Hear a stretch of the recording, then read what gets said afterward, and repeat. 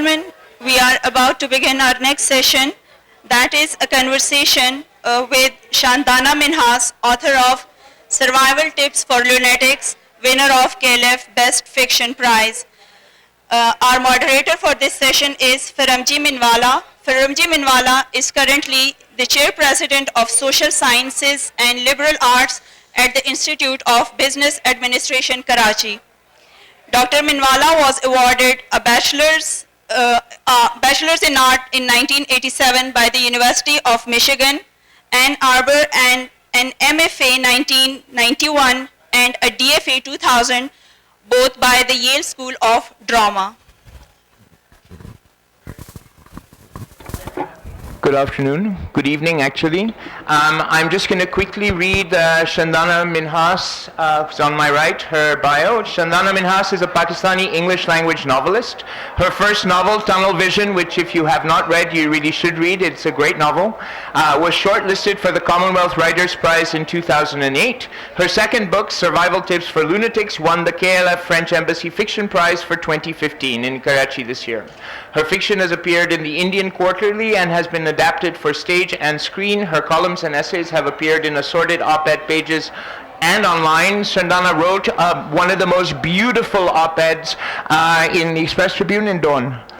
In the Express Tribune right after the Peshawar massacre, and if anybody is interested, it's really one of the most moving and beautiful op-eds that I read that day. She was a writer in residence at the University of Iowa's International Writing Program in 2013. Shandana is currently working on another novel and a short story collection. The point of this panel really, one, is to celebrate Shandana's achievement in this book, and secondly, to get all of you to go outside and buy a copy of the book. So the first thing I'm going to do is I'm going to read actually what the jury wrote.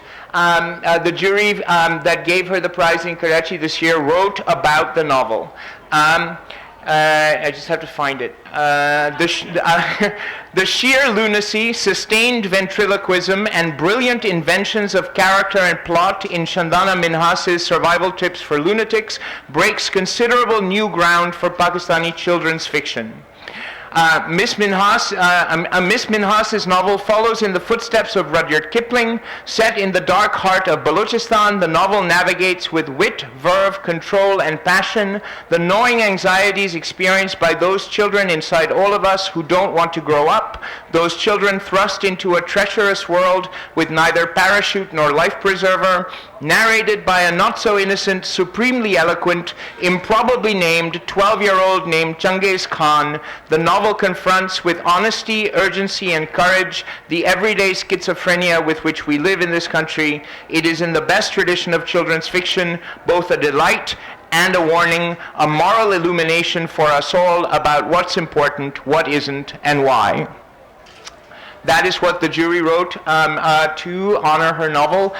So Shandana, if I may ask, what brought you to write it?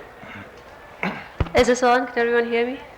I actually have two sons who at this point in time happen to be 12 and 10, which is the same age as the protagonists. At the time I wrote it, they were 10 and 8, and it was their summer vacation. Those of you who are parents will know that summer vacations are the best time of year for children and the worst time of year for their parents, because it's not a vacation for us. And it was very hot outside, and I thought, okay, how do I keep them entertained? So I started writing. I'd write a chapter a day. I would have to read it to them the next morning. They're very, very harsh critics. And that's how it happened. It happened very quickly. I had no idea, often as a writer, you are asked who your ideal reader is, or whether you even have an ideal reader, or who do you write for? Do you write for yourself? Do you write for other people? For this particular book, I was lucky because my ideal readers were right in front of me, often, telling me off for not getting this right, or not getting that right, or not enough dragons, or not enough this. So yeah, that's how it happened. Why it is about the things it's about, I don't know. I think at some point the story takes over, and it isn't an act of construction as much as you're a conduit for a story. Okay, so would you say that the two children, Changiz and Timmy, are in some senses reflections of your children, or they are? Well, that's the big chestnut, right? Do we base our characters on people that we know? Yeah, we take elements or aspects of their personality and then we run with it. But you can't just transcribe an existing character onto the page. You have to add to it. You have to change it. Otherwise, then you're ab chapa maar rahe. Yes. किसी की इंसानियत पर. So yeah, there are elements of them which I have taken and exaggerated drastically. I mean, the little one's a complete idiot. He's actually not in real life. But yeah.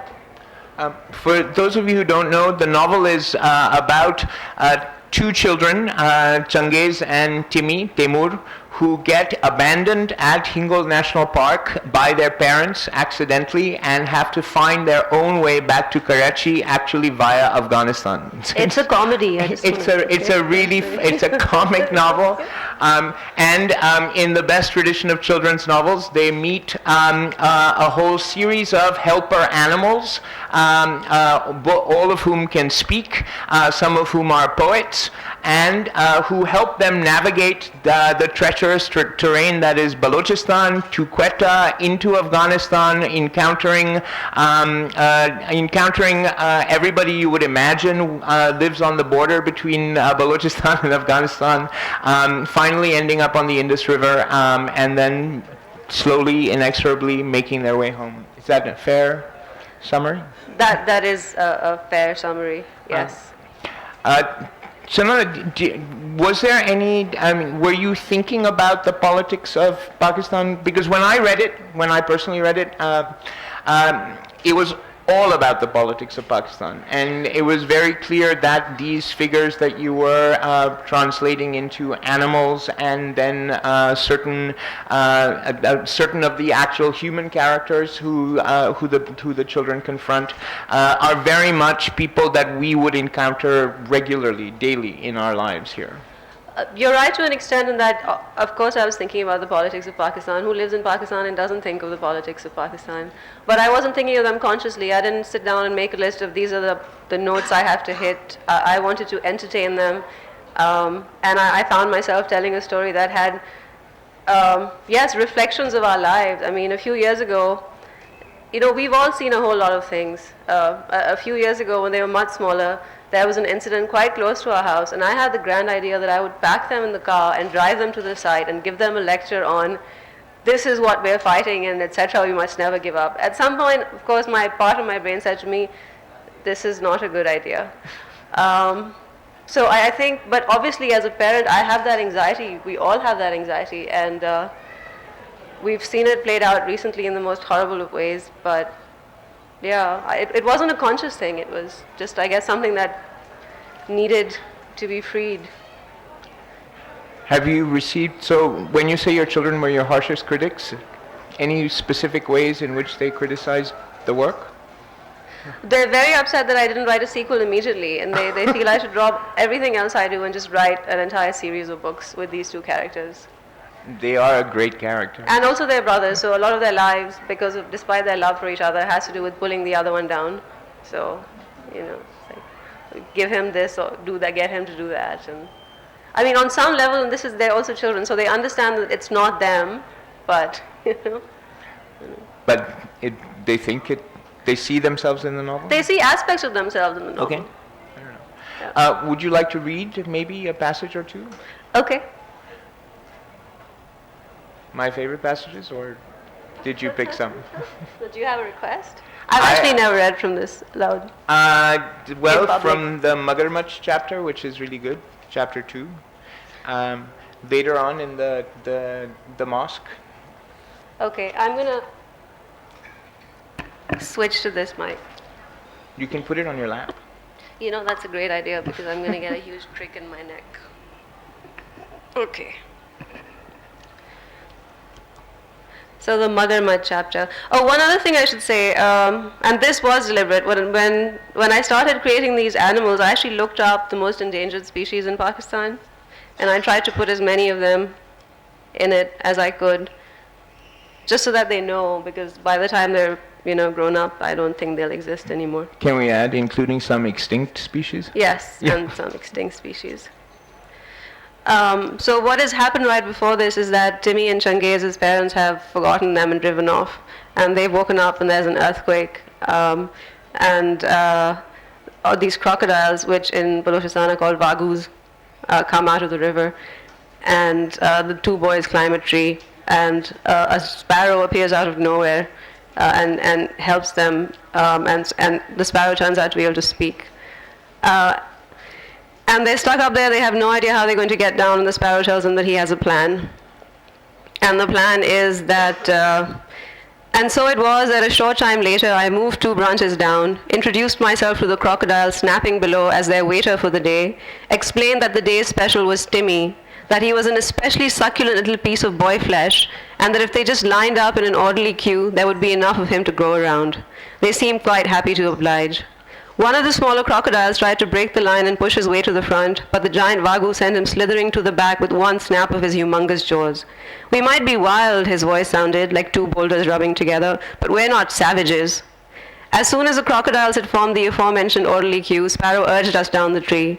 The giant crocodile muttered, "Oh, this really is the most excellent service. Well done, waiter," and politely opened his mouth to make it easier for Timmy to walk straight into it. The second his mouth obscured his vision of us, I grabbed Timmy's jaw and, dragging him behind me, ran around the gaping jaws of toothy, pointy, smelly depth, hopped onto his back and ran straight towards the second crocodile lined up right behind him. He also politely opened his mouth so Timmy could run straight into it, and we veered around it and sped along his spine. And so it went down the whole line of crocodiles all the way to the river. I wondered aloud at their manners, the way they held themselves still out of respect for order, even if their prey was getting away. I had been in lines with my parents in Karachi, in banks and clinics for tickets, and they tended not to last this long. Sparrow told me the crocodile's observance was old world. The giant vagu was born when the British had colonized this area, and he had picked up their reverence for dining etiquette and the formation of orderly queues while lurking in the water and listening to their voices carried to him on the wind as he waited for them to toss the bodies of mutineers they were executing to him. The smaller ones, most of whom were his children, had learned to mimic his behavior too, or suffer a whack on the head from his tail. I pointed out to Timmy that parenting strategies clearly echoed across species, as that was how we had learned our manners too.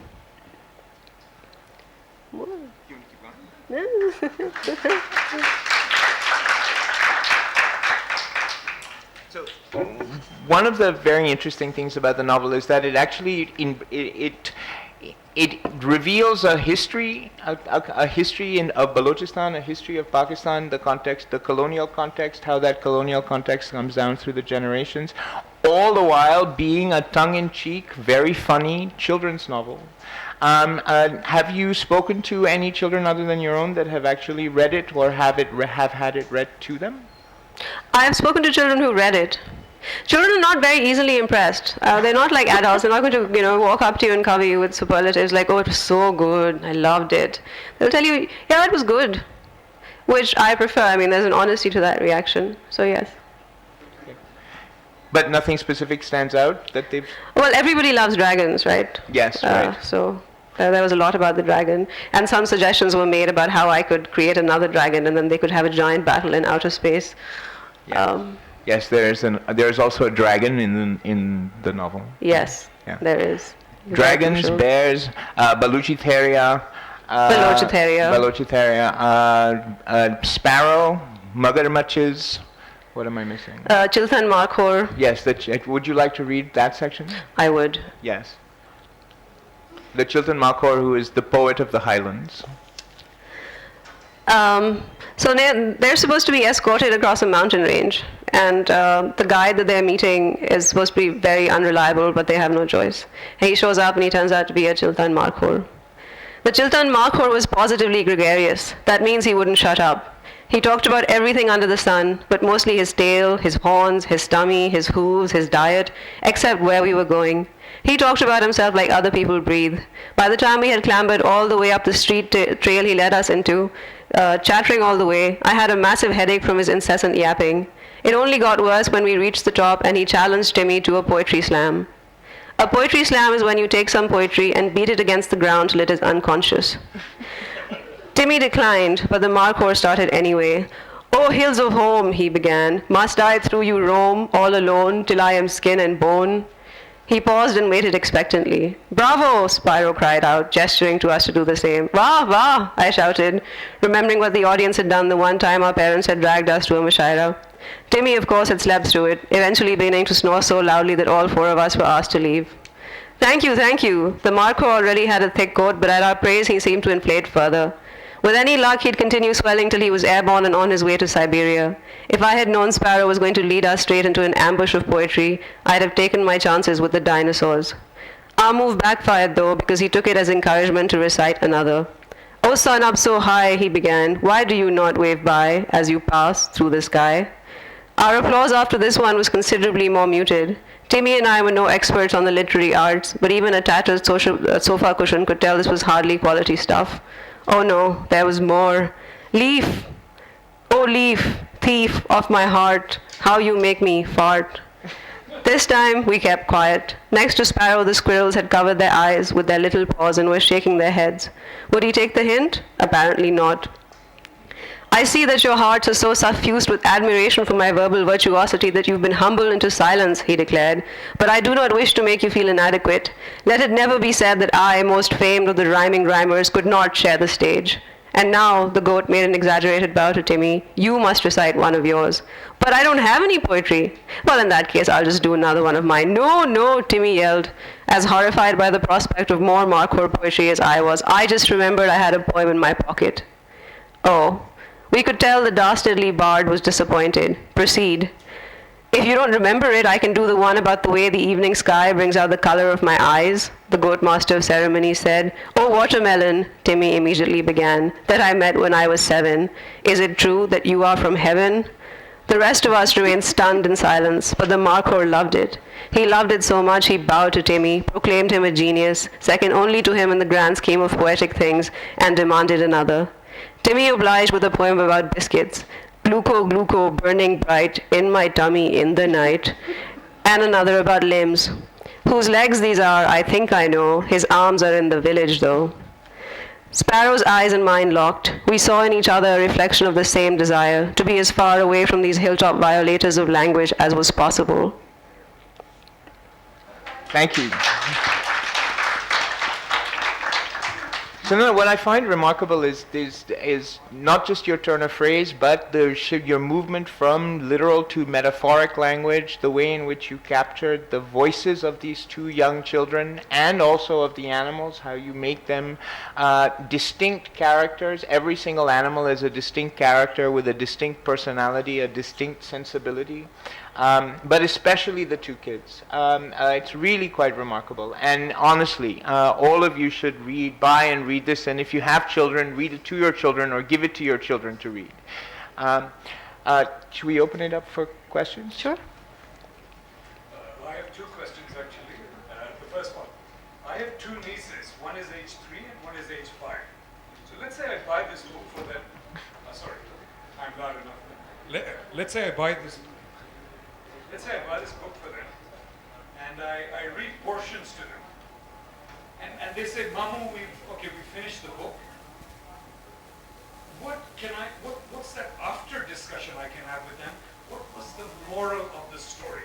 As a mamu to a 3-year-old and 5-year-old, what can I say? Okay, this is the moral of the story. So that's part one of my questions. Well, I'm automatically suspicious of anything which has a moral. So, I don't know. Surely, I mean, one expects that one reads and finds one's own moral, for lack of a better word. But if you are trying to train them to do something, that's I don't think that's right. Okay. The second part of the question, this seems, as an adult, I mean, it seems like a scathing critique of our society, our political system, our colonial past. Have parallels been drawn with George Orwell's Animal Farm? And if so, or if not, were you thinking at all of Animal Farm or some books? Which books influenced you when you wrote this? Influence is a tricky question. I mean, I don't think I was influenced in any direct way. I did read Animal Farm when I was in school. We were all made to read Animal Farm, by the way, when we were in school in Pakistan. So, but no, I haven't really. I love Terry Pratchett. Have any of you ever read Terry Pratchett? He passed away recently. But I would go for months where I would just read and reread Terry Pratchett. I'll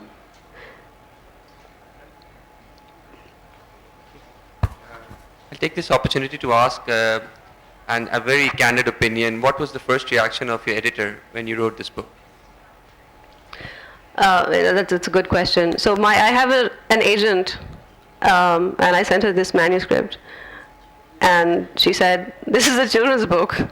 I was like, "Is it? Really? Don't you think it's a children's book for adults?" But she was very nice, and she said, "Okay, let's try and find you a publisher for it." I, of course, wanted to find a Pakistani publisher. Even my first book, I was not published in Pakistan because there are no Pakistani publishers who publish fiction in English. And I was published in India. So this book, there was a Pakistani publisher. I sent him the manuscript.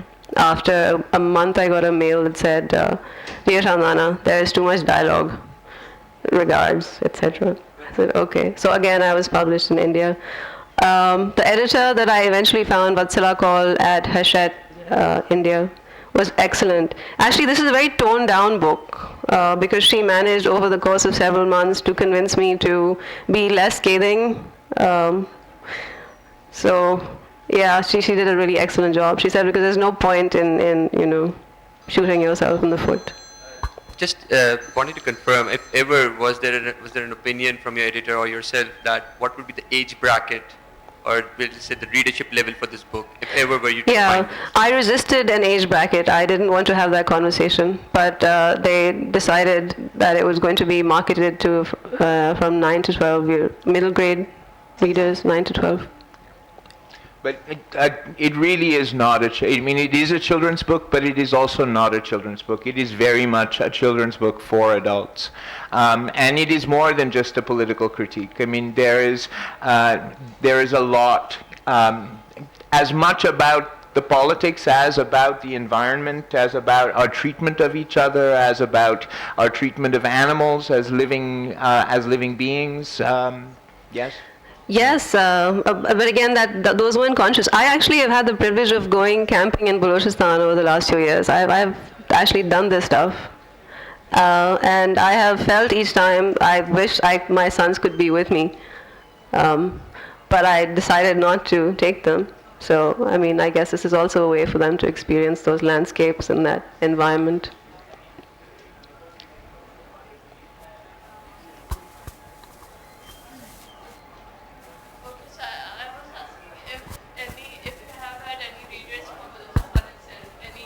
Sorry? If you have had any readers from Balochistan itself, maybe some children or any people? I don't know. I got a random Facebook message from somebody with the last name Baloch who said, "God bless you, sister." See, because I'm personally from Quetta and I haven't seen this book there, so I would love to, somehow see it on the shelves there as well. So I would very much like that too. thank you. We have time for one more question, I think. Assalamu alaikum. Walaikum salam. Again, I am from Quetta. Actually, there is a book, Wandering Falcon, that was written about this tradition. And Jamil Ahmed. Yeah, Jamil Ahmed. That was written about the culture, and it seemed that that guy had been to that situation. And what inspired you to choose Afghanistan and Quetta and Balochistan? This is a very rare thing to pick. What particularly, what I wasn't thinking of this at the time, but I recently realized that if you look at the book and the movements in the book, the plot, where they go from, the mud volcanoes to Nani Mandir, and then Afghanistan pahunch jate hain, aur phir, Indus River pahunch jate hain. And I realized what had actually happened was it was a child's eye view of topography, a child looking at a map. That's what it looks like, right? You can actually just go from there to there, and then there to there. So, yeah. Without encountering too many Without difficulties. encountering, yeah. I guess, there were all these hotspots, and the way the line and the story unfolded, they were all connected very easily. Any others?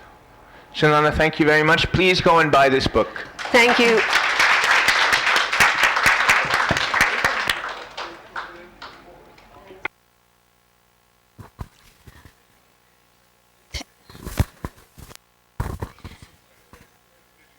Thank you. Thank you so much for attending this session. Our next session is Making Them Laugh and Cry, which will be moderated by Khurshid Haider, and the participants of the session will be Farooq Kaisar, Shahid Nadeem and Hasina Moin. It will start at 7:30.